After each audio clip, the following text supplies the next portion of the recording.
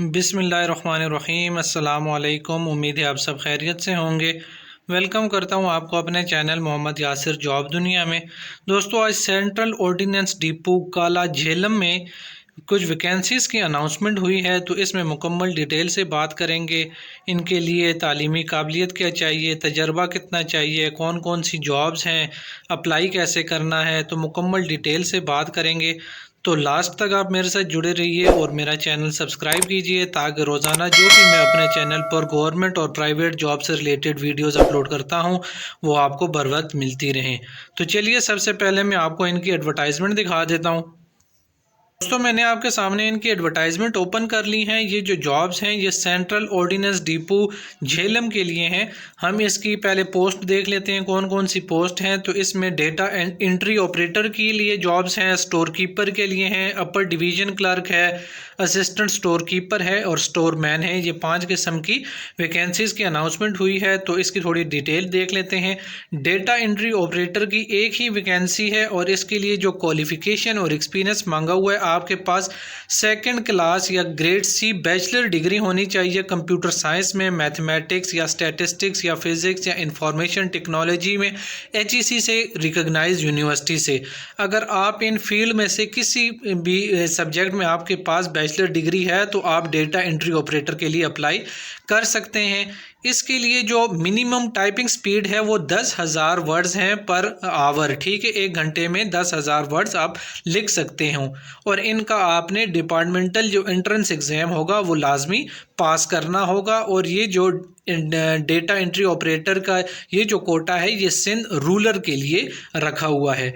Age limit जो है, ये जितनी भी जॉब्स होंगी सब के लिए एज लिमिट जो है 18 से 30 साल है सिविलियन के लिए। और सिंध रूरल के लिए जो है वो 3 साल की एज रिलैक्सेशन दी हुई है। और जो है आर्मी जो के रिटायर्ड जो हजरात हैं, अगर वो अप्लाई करना चाहते हैं तो उनकी जो है वो 45 साल तक वो अप्लाई कर सकते हैं, यानी उनकी उम्र जो है 45 साल से ज़्यादा ना हुई हो। नंबर 2 पर है स्टोर कीपर। इसका भी स्केल 14 रखा हुआ है और ये भी एक ही असामी है। और ये असामी जो है ये KPK वालों के लिए रखी हुई है। इसमें के लिए भी तालीमी काबिलियत जो है आपके पास बैचलर डिग्री होनी चाहिए, किसी भी फील्ड में होनी चाहिए, HEC से रिकॉग्नाइज्ड यूनिवर्सिटी से। और नंबर 2 पॉइंट में ये लिखा हुआ है कि 6 मंथ का डिप्लोमा होना चाहिए आपके पास कंप्यूटर एप्लीकेशन का।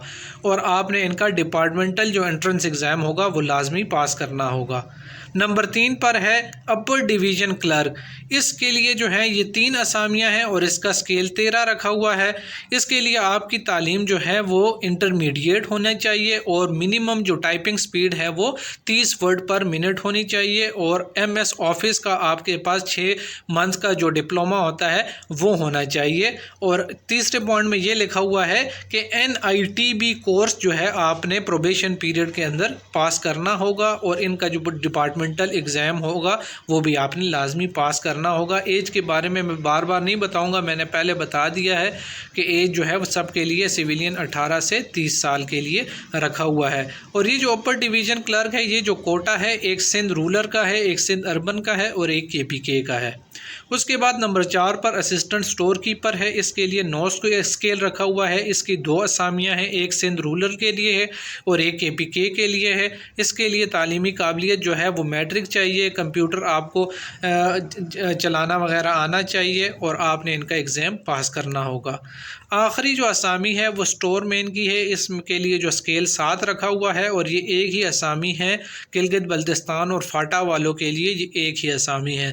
तो इसमें भी तालीमी काबिलियत जो है आपके पास मैट्रिक होनी चाहिए और आपके पास कंप्यूटर एप्लीकेशन का 6 मंथ का डिप्लोमा होना चाहिए। और आपने इनका जो एंट्रेंस एग्ज़ाम होगा वो पास लाजमी करना होगा। तो ये कुछ असामियाँ थी जिनकी डिटेल मैंने आपको पढ़कर सुना दी है।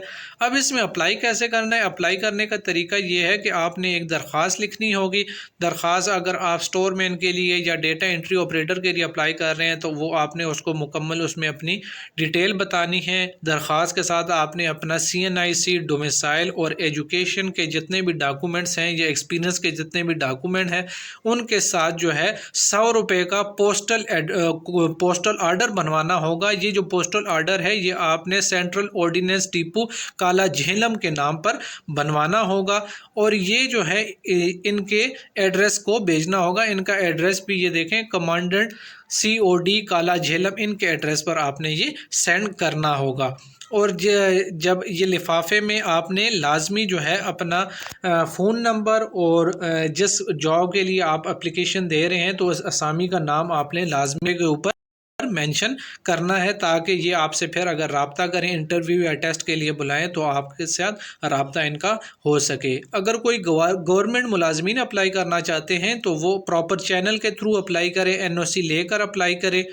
और नंबर 3 पर यह लिखा हुआ है कि प्रेफरेंस जो है जिन्होंने डिपो में काम किया हुआ है तो ऐसे अफराद को ये तरजीह देंगे। नंबर 4 पर यह है कि जो इस जॉब के लिए, इन सब के असामियों के लिए एक जॉब के लिए आप अप्लाई कर सकते हैं, एक से ज़्यादा असामी के लिए आप अप्लाई नहीं कर सकते। नंबर 5 पर यह है कि इनकम्प्लीट एप्लीकेशन जो है उसको उस पर गौर नहीं किया जाएगा और सिर्फ जो है शॉर्ट लिस्टेड कैंडिडेट को ही ये टेस्ट या इंटरव्यू वगैरह के लिए बुलाएंगे।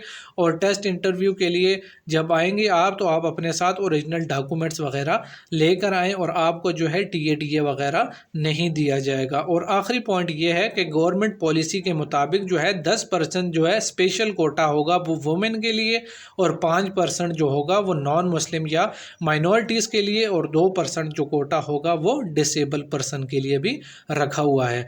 तो ये कुछ जॉब्स थी, वो मैंने आपको इनकी डिटेल बता दी कि इसमें अप्लाई भी कैसे करना है, तालीमी काबिलियत कितनी चाहिए, सारी चीज़ें मैंने आपको बता दी है। अगर आप इसमें किसी असामी पर आप पूरा उतरते हैं तो आप लाजमी अप्लाई करें। तो उम्मीद है आपको समझ आ गई होगी। मुझे इजाज़त दीजिए, मेरा चैनल सब्सक्राइब कीजिए। अल्लाह हाफिज़।